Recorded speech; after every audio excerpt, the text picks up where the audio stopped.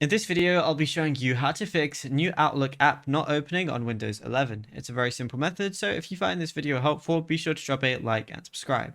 Now, when the app refuses to launch, crashes instantly, or hangs, the issue is typically caused by corrupted local app cache, a broken background sync state, or an identity handshake with your Microsoft profile. So what you want to do is open up your settings application firstly, then go ahead and click on apps, which is going to be on the left. Now, what you want to do is then go over to installed apps and then go ahead and find Outlook. Now, it's obviously just going to go ahead and be on O. And from here, what I want to do is press these three little dots and then go over to advanced options. You're going to see a lot of things, but all I want to do is click on reset. But before I click on reset, click on repair first and see if that works. If it doesn't work, then go ahead and click reset. Instead of just like uninstalling and reinstalling, you don't need to do any of that. And see if that works, but you should be good to go. Now, if you found this video helpful, be sure to drop a like and subscribe, and check out our other tutorials on the channel as well.